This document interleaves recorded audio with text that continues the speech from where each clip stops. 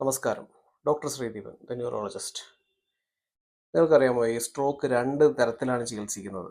ഒന്ന്, ഏറ്റവും പെട്ടെന്നുള്ള ചികിത്സ, രക്തക്കെട്ട് അലിയിച്ച് കളയാനും രക്തക്കെട്ട് ആവശ്യമുണ്ടെങ്കിൽ എടുത്തു കളയാനുമുള്ള ത്രോംബോലിസിസ്, ത്രോംബക്ടമി എന്ന ചികിത്സ.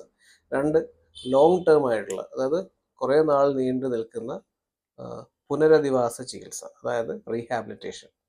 അപ്പം അക്യൂട്ടായിട്ടുള്ള ഏറ്റവും പെട്ടെന്ന് നടത്തേണ്ട ചികിത്സയുടെ ഉദ്ദേശം എന്ന് പറഞ്ഞാൽ നഷ്ടപ്പെട്ടുകൊണ്ടിരിക്കുന്ന ഞരമ്പുകളെ രക്ഷിക്കുക എന്നുള്ളതാണ്. തുടർ ചികിത്സ എന്ന് പറഞ്ഞിട്ടുണ്ടെങ്കിൽ ആ അസുഖം കാരണം കൊണ്ടുണ്ടായ ഡാമേജ് കൊണ്ടുണ്ടായ രോഗലക്ഷണങ്ങളും ഏറ്റവും ഫലപ്രദമായ രീതിയിൽ ഇമ്പ്രൂവ് ചെയ്യിക്കുക എന്നുള്ളതാണ്. അപ്പം അത് 5 തരത്തിലാണ് നമ്മളിത് കൈകാര്യം ചെയ്യുന്നത്. ഒന്ന്, ഫിസിയോതെറാപ്പി എന്ന് പറഞ്ഞിട്ടുണ്ടെങ്കിൽ നമ്മുടെ കൈകാലിൻ്റെ ചലനങ്ങളും ബലവും ഇമ്പ്രൂവ് ചെയ്യുന്ന ചികിത്സയാണ്. പിന്നെയാണ് ഓക്യുപേഷണൽ തെറാപ്പി. അവർക്ക് പരമാവധി സ്വാതന്ത്ര്യത്തോടെ സ്വന്തം കാര്യം ചെയ്യാനുള്ള കഴിവ് കൊടുക്കുന്നതാണ് അത്.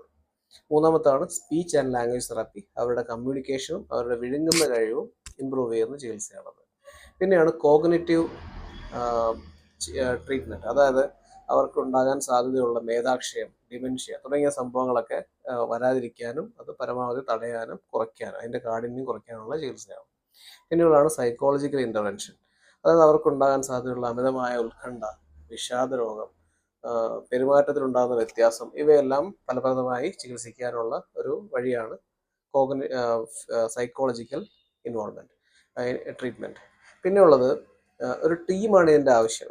ടീമാണ് ഇത് നടത്തുന്നത്, അല്ലാതെ ഒരാളല്ല. ടീം എന്ന് പറഞ്ഞാൽ അതിൽ ഡോക്ടേഴ്സ് ഉണ്ട്, ഫിസിയാട്രിസ്റ്റ് ഉണ്ട്, ന്യൂറോളജിസ്റ്റ് ഉണ്ട്, നേഴ്സ് ഉണ്ട്, പിന്നെയുള്ളത് സൈക്യാട്രിക് സോഷ്യൽ വർക്കേഴ്സ് ഉണ്ടാകാം, പിന്നെയുള്ളത് അങ്ങനെ പിന്നെ ഫാമിലി മെമ്പേഴ്സ്. ഇത്തരം കാര്യങ്ങൾ ആവശ്യമാണ്. നന്ദി.